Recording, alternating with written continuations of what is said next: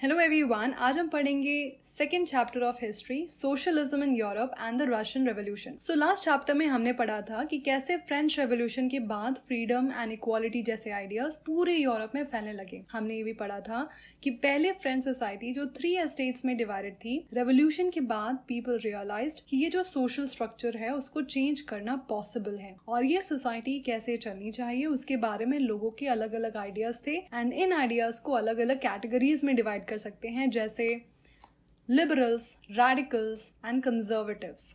Liberals वो लोग थे जो सोसाइटी में चेंज लाना चाहते थे। दे वांटेड कि सोसाइटी में हर तरह के रिलीजन के लोग एक दूसरे के साथ अच्छे से रह सकें, बट उनको ये नहीं चाहिए था कि कोई डायनेस्टी रूल करे या उस डायनेस्टी के पास बहुत पावर हो। दे वांटेड लोगों के राइट्स को प्रोटेक्ट करे गवर्नमेंट, और ये गवर्नमेंट रिप्रेजेंटेटिव गवर्नमेंट हो, यानी जो लोगों के वोट के थ्रू बनी हो, और ये गवर्नमेंट जो भी लॉज बनाए वो लॉज एक well trained and independent judiciary define करें। But liberals were not like democrats, universal adult franchisee, यानी हर सिटीजन को वोट देने का राइट है। इसको लेके लिबरल्स और डेमोक्रेट्स के व्यूज काफी अलग थे।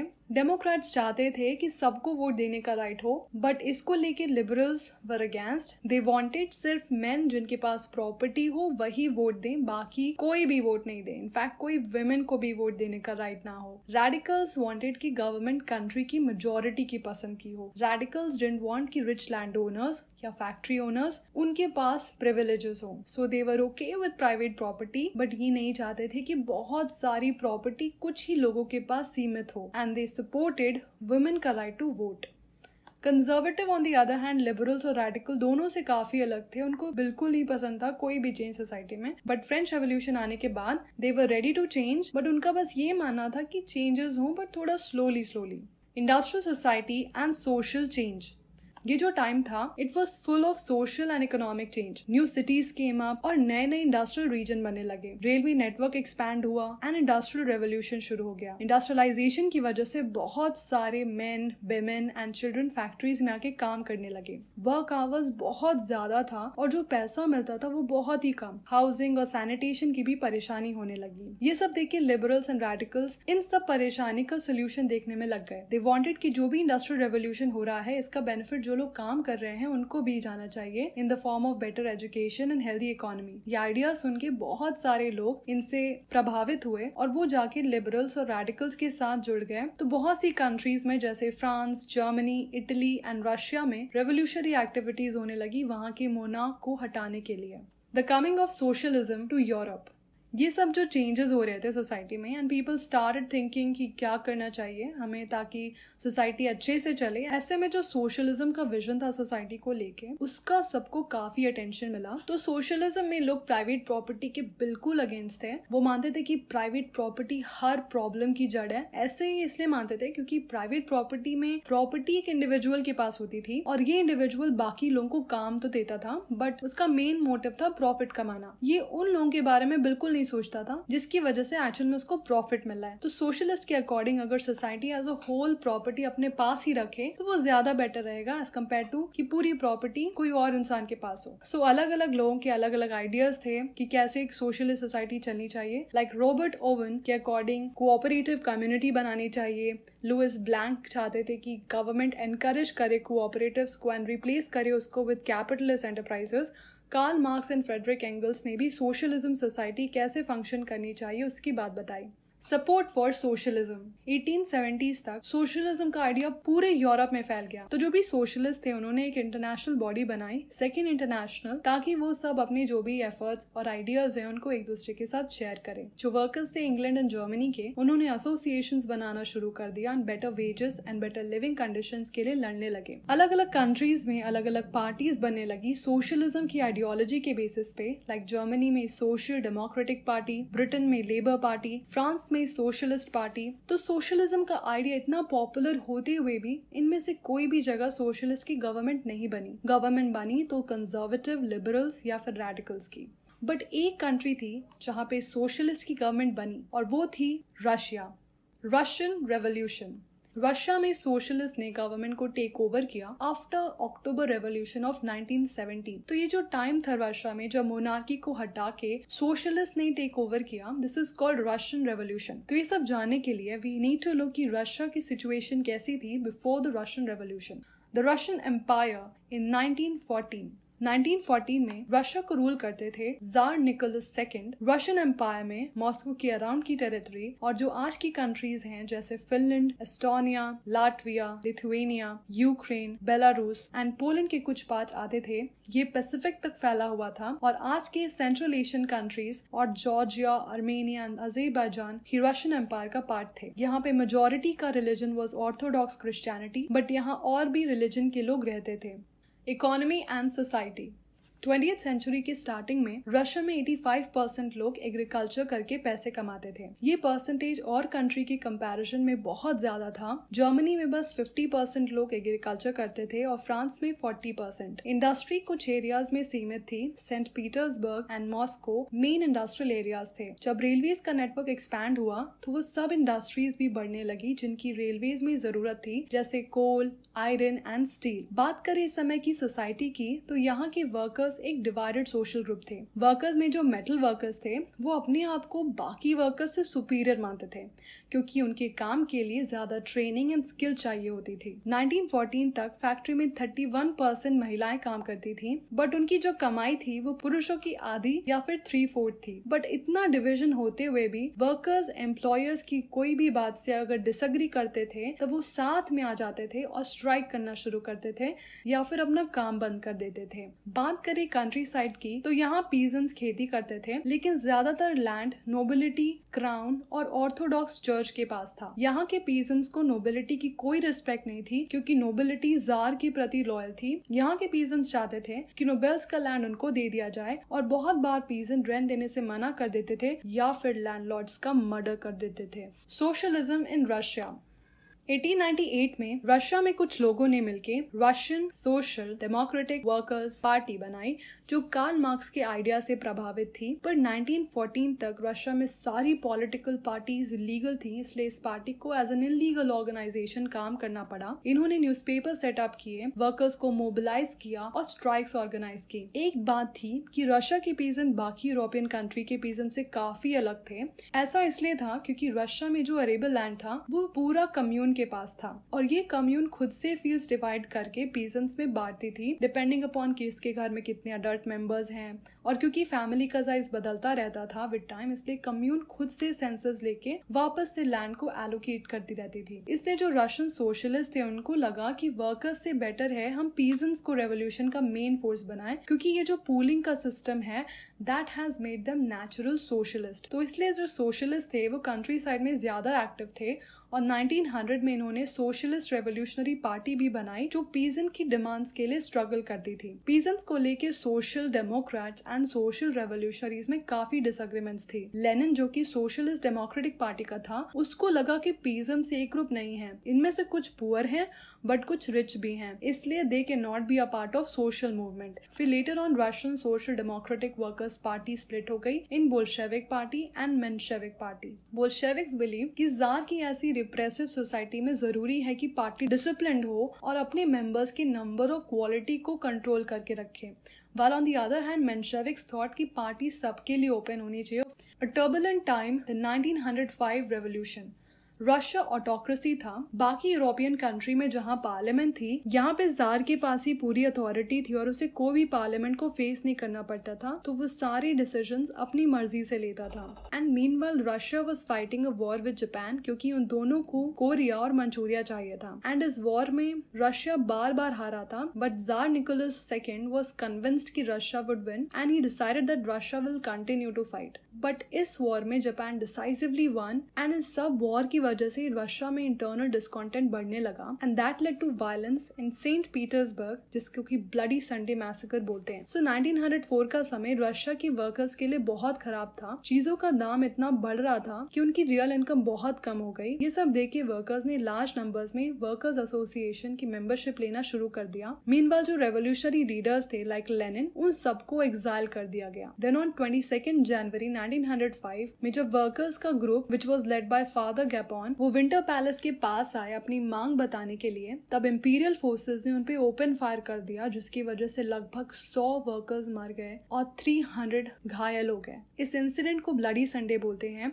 इसके बाद पूरी कंट्री में स्ट्राइक्स होने लगी। स्टूडेंट बॉडीज ने कंप्लेन किया about lack of civil liberties and universities भी बंद होने लगी। लॉयर्स, डॉक्टर्स, इंजीनियर और जो भी मिडिल क्लास वर्कर्स थे उन्होंने यूनियन ऑफ यूनियंस एस्टैब्लिश किया और उन्होंने डिमांड किया कि एक कॉन्स्टिट्यूएंट असेंबली बनाई जाए। और ये रेवोल्यूशन की वजह से जार ने अलाउ कर दिया एक इलेक्टेड कंसल्टेटिव पार्लियामेंट बनाने का, which is called Duma. But tsar ने फर्स्ट दूमा को 75 डेज के अंदर ही डिसमिस कर दिया। फिर उन्होंने 3 महीने बाद सेकेंड दूमा को इलेक्ट कर दिया। उनको नहीं चाहिए था कि कोई भी तरीके से उनकी अथॉरिटी को कोई क्वेश्चन करे या उनके पावर्स कोई छीने।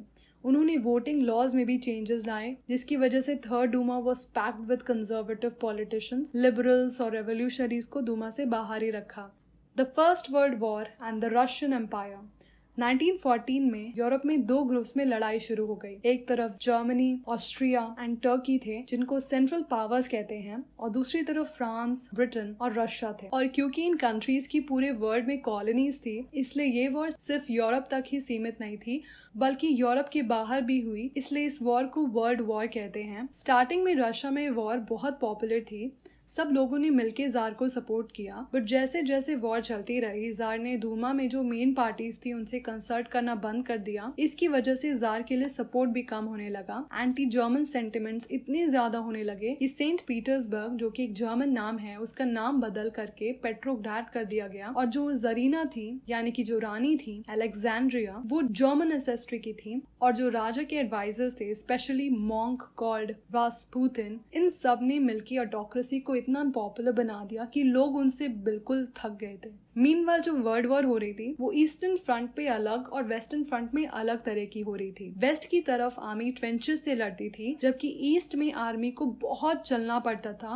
और उनकी कैजुअलिटीज भी बहुत ज्यादा होती थी। और इतने लोगों के मरने और हारने की वजह से आर्मी डीमोरलाइज भी हो रही थी। 1914 से 1916 तक रशियन आर्मी बुरी तरह हारी जर्मन और ऑस्ट्रियन आर्मी से। 1917 तक आते आते 7 मिलियन से ज्यादा लोग मर चुके थे। जब रशियन आर्मी कोई जगह से रिट्रीट करती थी तो वहां की सारी क्रॉप्स जला देती थी, ताकि जो एनिमीज उनके पीछे आ रहे हैं उनको वो क्रॉप्स ना मिले और वो आगे आने का ट्राई ही ना करें। बट इतनी क्रॉप्स जलाने की वजह से ऑलमोस्ट 3 मिलियन लोग रेफ्यूजी की तरह रहने लगे। इस वॉर का बहुत बुरा प्रभाव इंडस्ट्रीज पर भी पड़ा। रशिया के पास खुद की इंडस्ट्रीज तो बहुत कम थी और जो सप्लाईज चाहिए थी इंडस्ट्रियल गुड्स की, वो भी नहीं आ पा रही थी, क्योंकि बाल्टिक सी को जर्मनी ने कंट्रोल करके रखा था। रेलवे लाइंस टूटने लगी। जो भी काम कर सकते थे उनको वॉर में फाइट करने के लिए बुला लिया गया, जिसकी वजह से फैक्ट्री में काम करने वाले लोग ही नहीं बचे और इसलिए स्मॉल इंडस्ट्रीज तो बिल्कुल ही बंद हो गई। जो ग्रेन्स होते थे उसका लार्ज पार्ट आर्मी के लिए चला जाता था। सिविलियंस के लिए सारी चीजों की कमी हो गई और वो खाने के लिए लड़ने लगे।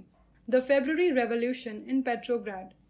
रशिया की कैपिटल पेट्रोग्राड में नेवा नदी बहती थी। नदी के राइट बैंक पे वर्कर्स के क्वार्टर और फैक्ट्रीज लोकेटेड थी और लेफ्ट बैंक पे फैशनेबल एरियाज थे, जैसे Winter Palace, official buildings including building where Duma met. 1917 में फरवरी टाइम पे बहुत ठंड हुई पेट्रोग्राड में। वर्कर्स क्वार्टर में खाने की कमी होने लगी। ऐसे में 22 फरवरी में राइट बैंक में लॉकआउट हुआ, यानी कि एम्प्लॉयर ने अपनी फैक्ट्री के लोगों को निकाल दिया। इसके अगले दिन 50 फैक्ट्री के वर्कर्स ने स्ट्राइक किया उनके सपोर्ट में। जो भी वर्कर्स डेमोन्स्ट्रेट कर रहे थे वो राइट बैंक से लेफ्ट बैंक चले गए और कैपिटल के सेंटर नेव्स्की प्रोस्पेक्ट में जाके प्रदर्शन करने लगे। जैसे जैसे लेफ्ट बैंक की फेमस बिल्डिंग वर्कर्स घेरने लगे कि देखिए गवर्नमेंट ने कर्फ्यू इम्पोज कर दिया। कर्फ्यू की वजह से डेमोन्स्ट्रेटर्स चले तो गए, बट 24th 25th को वापस आ गए। फिर गवर्नमेंट ने उन पे नजर रखने के लिए कैवेलरी और पुलिस बुलाई। फिर 25 फरवरी को गवर्नमेंट ने दूमा ही सस्पेंड कर दी। फिर 26 को डेमोन्स्ट्रेटर्स वापस से आ गए लेफ्ट बैंक पे और उन्होंने पुलिस हेडक्वार्टर्स में तोड़फोड़ मचा दी। बहुत सारे लोग स्ट्रीट्स में आ गए और बेटर वेजेस और बेटर आवर्स और डेमोक्रेसी की डिमांड करने लगे। गवर्नमेंट ने ये सब देख के वापस से कैवेलरी को बुलाया, बट कैवेलरी ने डेमोन्स्ट्रेटर्स पे फायर करने से बिल्कुल मना कर दिया। फिर सोल्जर्स और स्ट्राइकिंग वर्कर्स एक दूसरे के साथ मिल गए और सोवियत या काउंसिल बना ली। This was the Petrograd Soviet. इनके मिलने के अगले ही दिन एक डेलीगेशन जार से मिलने गई। जो मिलिट्री कमांडर्स थे उन्होंने जार को एडवाइस किया कि वो हट जाए अपनी पोजीशन से, एंड जार ने उनका कहना माना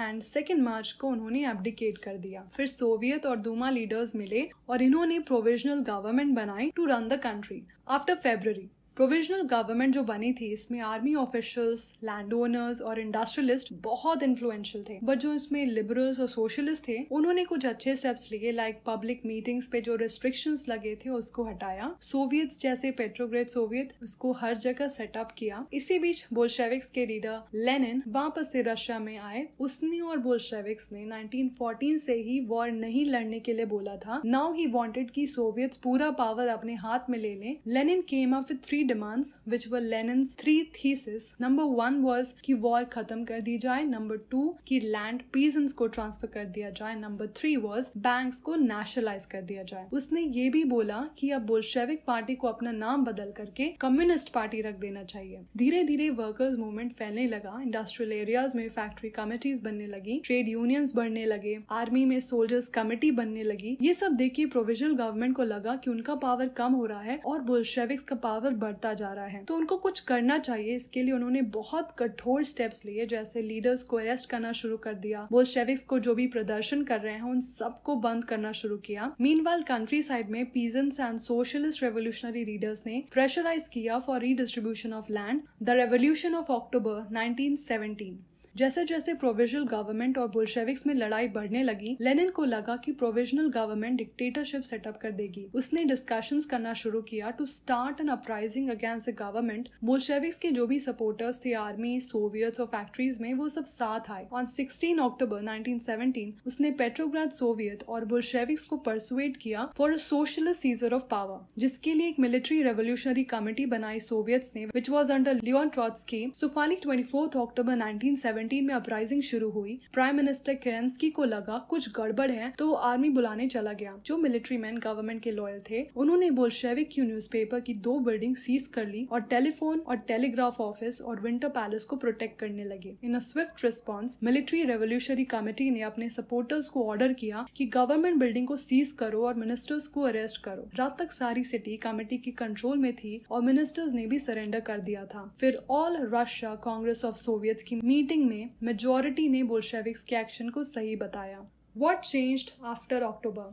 most industries and banks nationalise हो गए थे नवंबर 1917। बोल्शेविक्स प्राइवेट प्रॉपर्टी के बिल्कुल अगेंस्ट थे और इसलिए उन्होंने लैंड को सोशल प्रॉपर्टी डिक्लेयर कर दिया और पीजेंट्स को अलाउ कर दिया नोबिलिटी की प्रॉपर्टी छीनने के लिए। उन्होंने आर्मी एंड ऑफिशियल्स के यूनिफॉर्म भी बदलवा दिए आफ्टर अ क्लोथिंग कॉम्पिटिशन, जिसमें एक हैट को भी सेलेक्ट किया गया, that came to be known as Soviet hat. Bolshevik party का नाम बदलकर रशियन कम्युनिस्ट पार्टी हो गया। नवंबर 1917 में बोल्शेविक ने कॉन्स्टिट्यूएंट असेंबली बनाने के लिए इलेक्शंस करवाए, बट इन इलेक्शंस में उनकी मेजॉरिटी ही नहीं बनी। जनवरी 1918 में कॉन्स्टिट्यूएंट असेंबली ने बोल्शेविक पार्टी ने जो भी मेजर्स लिए थे उन सबको रिजेक्ट कर दिया। ये देख के लेनिन ने असेंबली को ही डिसमिस कर दिया। ही थॉट कि असेंबली से ज्यादा डेमोक्रेटिक तो all Russian congress of Soviets है। फिर मार्च 1918 डिस्पाइट अदर पॉलिटिकल अलाइज की opposition they made peace with Germany at Brest Litovsk. आगे आने वाले सालों में Bolsheviks became the only party to participate in the elections to the all Russia congress of Soviets, जो कि कंट्री की पार्लियामेंट बन गई। सो मतलब रशिया वन पार्टी स्टेट बन गया। वहां पे ट्रेड यूनियंस पार्टी के कंट्रोल में थे। कोई भी बोल्शेविक को क्रिटिसाइज करता था तो सीक्रेट पुलिस उनको पनिश करती थी। सो पहले तो बहुत से यंग लोग सोशलिज्म और चेंज के नाम पे पार्टी के साथ खड़े थे, बट जब पार्टी के हाथ में पावर आया और उन्होंने जो सेंसरशिप लगाई और लोगों को पनिश करना शुरू किया, इस वजह से बहुत लोग डिसअपॉइंट हो गए। The civil war. जब बोल्शेविक्स ने लैंड डिस्ट्रीब्यूशन ऑर्डर किया तो रशियन आर्मी टूटने लगी। जो पीजेंट्स थे उनमें उनको अपने घर जाने का मन होने लगा फॉर लैंड डिस्ट्रीब्यूशन और वो चले गए। जो नॉन बोल्शेविक सोशलिस्ट, लिबरल्स और ऑटोक्रेसी के सपोर्टर्स थे उनके लीडर्स साउथ रशिया चले गए और ट्रूप्स ऑर्गेनाइज करने लगे बोल्शेविक्स यानी कि द रेड से लड़ने के लिए। ड्यूरिंग 1918-1919 द ग्रीन्स यानी social revolutionaries and the whites यानी प्रो ज़ारिस्ट ज्यादातर रशियन एम्पायर को कंट्रोल करने लगे और उनकी हेल्प बाहर की ट्रूप जैसे कि France, American, Britain and Japan ने भी की, क्योंकि ये नहीं चाहते थे कि रशिया में सोशलिज्म आए। इन सारी ट्रूप्स ने मिलके बोल्शेविक से सिविल वॉर की। व्हाइट्स में जो प्राइवेट प्रॉपर्टी के सपोर्टर्स थे उन्होंने बहुत हार्श स्टेप्स लिए उन पीजेंट्स के खिलाफ जिन्होंने लैंड सीज किया हुआ था। इन एक्शंस की वजह से नॉन बोल्शेविक्स को जो भी सपोर्ट किया था लोगों ने, वो सब खत्म हो गया एंड बाय जनवरी 1920 वापस से सारी पावर्स बोल्शेविक्स के पास आ गई, making a socialist state. Civil war के टाइम बोल्शेविक्स ने सारी बैंक्स को नेशनलाइज कर दिया था और जो लैंड सोशलाइज कर दिया गया था वहाँ पीजेंट्स को कल्टीवेट करने दिया गया। सेंट्रलाइज प्लानिंग का कॉन्सेप्ट इंट्रोड्यूस किया गया। ऑफिशियल्स ने डिसाइड किया कि इकोनॉमी कैसे चलनी चाहिए और इसी हिसाब से अगले 5 साल के लिए टारगेट सेट कर दिए गए और उसके बेसिस पे इन्होंने 5 ईयर प्लान बनाए। पहले 2 5 ईयर प्लान के लिए गवर्नमेंट ने सारी चीजों की प्राइस फिक्स कर दी ताकि इंडस्ट्रियल ग्रोथ अच्छे से हो और ऐसा हुआ भी। इंडस्ट्रियल प्रोडक्शन काफी बढ़ा और कई नई सिटीज भी आ गई। बहुत से अच्छे स्टेप्स लिए गए, like extended schooling system develop किया गया, क्रेचेस बनाए गए विमेन वर्कर्स के बच्चों के लिए, चीप हेल्थ केयर प्रोवाइड किया गया। बट ये सब का इफेक्ट काफी अनइवन था क्योंकि गवर्नमेंट की रिसोर्सेज लिमिटेड थी। स्टालिनिज्म एंड कलेक्टिवाइजेशन 1927-1928 तक आते आते ग्रेन्स की काफ़ी कमी होने लगी सोवियत रशिया में। गवर्नमेंट ग्रेन्स का प्राइस फिक्स करती थी बट पीजेंट्स ने मना कर दिया था उस प्राइस पे ग्रेन्स बेचने के लिए। स्टालिन, जो कि लेनिन की डेथ के बाद पार्टी को हेड कर रहा था, उसने बहुत फर्म इमरजेंसी मेजर्स लिए। उसको लगा कि जो रिच पीजेंट्स या ट्रेडर्स हैं कंट्री साइड में, उन्होंने ग्रेन्स को अपने पास रखा हुआ है क्योंकि उनको चाहिए था कि जब प्राइस बढ़े तो वो ग्रेन्स बेचे और उनको ज्यादा प्रॉफिट हो। तो स्टालिन ने इन सारी चीजों को खत्म करने के लिए ग्रेन्स को ही कॉन्फिस्केट कर लिया। 1928 में पार्टी मेंबर्स ने सारे ग्रेन्स प्रोड्यूसिंग एरिया में जाके ग्रेन्स कलेक्ट करना शुरू किया और कुलक्स की रेड शुरू की। Kulaks were well to do farmers but shortages उसके बाद भी थी, इसलिए पार्टी ने डिसीजन लिया टू कलेक्टिवाइज फार्म्स क्योंकि 1917 के बाद लैंड पीजेंट को दे दिए गए थे, जिसकी वजह से फार्मिंग के लिए लैंड बहुत छोटे हो गए थे और मॉडर्न फार्म्स डेवलप करने के लिए, उसमें मशीनरी यूज करने के लिए फार्म का साइज बड़ा होना चाहिए था। तो फिर इसलिए उन्होंने कुलक्स को एलिमिनेट करना शुरू किया और पीजेंट से लैंड लिया और एक state controlled large farm establish किया और ये शुरुआत हुई स्टालिन के कलेक्टिवाइजेशन प्रोग्राम की। 1929 से सारे पीजेंट्स को फोर्स किया पार्टी ने कलेक्टिव फार्म्स में काम करने के लिए और इसका जो भी प्रॉफिट था वो सब में शेयर किया जाता था। बट पीजेंट्स को ये कलेक्टिवाइजेशन मेथड अच्छा नहीं लगा और प्रोटेस्ट में उन्होंने अपने लाइफ स्टॉक ही डिस्ट्रॉय कर दिए। जो भी कलेक्टिवाइजेशन के अगेंस्ट था उन सबको पनिशमेंट मिली, कुछ को डिपोर्ट किया तो कुछ को एग्जाइल। पर इतना करने के बाद भी प्रोडक्शन नहीं बढ़ी ग्रेन्स की। इनफैक्ट 1930 to 33 में इतनी गंदी हार्वेस्ट हुई कि 4 मिलियन से ज़्यादा लोगों की डेथ हो गई रशिया में। पार्टी के अंदर ही बहुत लोगों ने प्लान्ड इकोनॉमी में इंडस्ट्रियल प्रोडक्शन को लेके और स्टालिन की कलेक्टिवाइजेशन प्रोग्राम को क्रिटिसाइज किया। बट स्टालिन और उसके सिंपथाइजर्स ने उन क्रिटिक्स को सोशलिज्म के अगेंस्ट कॉन्स्पिरेसी करने का ब्लेम किया और 1939 तक 2 मिलियन लोगों को इसकी वजह से या तो जेल जाना पड़ा या उन्हें लेबर कैंप्स में भेज दिया गया। बट उनकी किसी ने भी हेल्प नहीं की। बहुत से लोगों को टॉर्चर किया गया और उनसे फॉल्स कन्फेशंस कराए गए और उनको एग्जीक्यूट कर दिया गया। The global influence of Russian revolution and USSR. बाकी सोशलिस्ट पार्टी जो थी यूरोप में, उन्होंने बिल्कुल अप्रूव नहीं किया जिस तरीके से बोल्शेविक्स ने पावर अपने हाथ में लिया। बट एक वर्कर स्टेट बनाना पॉसिबल है ये सोच के सोशलिस्ट काफी एक्साइटेड थे। बहुत से लोग जो यूएसएसआर के बाहर थे, उन्होंने conference of the people of the east में पार्टिसिपेट किया और बोल्शेविक्स ने कॉमिंटर्न बनाया। कुछ लोगों को communist university of the workers of the east में एजुकेशन मिली और जब वर्ल्ड वॉर 2 हुई तब यूएसएसआर ने सोशलिज्म को और भी फेमस कर दिया। बट बाय 1950s रशिया में ही लोगों ने रियलाइज किया कि जिस तरह की गवर्नमेंट लोग बनाना चाहते थे आफ्टर रशियन रेवोल्यूशन, वैसे रियलिटी में नहीं बनी। इनफैक्ट वर्ल्ड सोशलिस्ट मूवमेंट ने भी रिकॉग्नाइज किया कि सब सही नहीं है। यूएसएसआर में एक बैकवर्ड कंट्री एक ग्रेट पावर बन गई, उसकी एग्रीकल्चर एंड इंडस्ट्री डेवलप हो गई और जो पुअर थे उनको खाने के लिए खाना मिल रहा था, बट उसने अपने ही लोगों को एसेंशियल फ्रीडम नहीं दी थी। 20th सेंचुरी के एंड तक इंटरनेशनल रेपुटेशन यूएसएसआर की as a socialist country decline हो गई थी, बट सोशलिज्म का आइडिया को लेके आज भी कई लोगों में रिस्पेक्ट है। So it's the end of the video guys. अगर आपको अच्छा लगा so give it a big thumbs up and subscribe to my channel. Thank you so much for watching. Have a great day. Bye.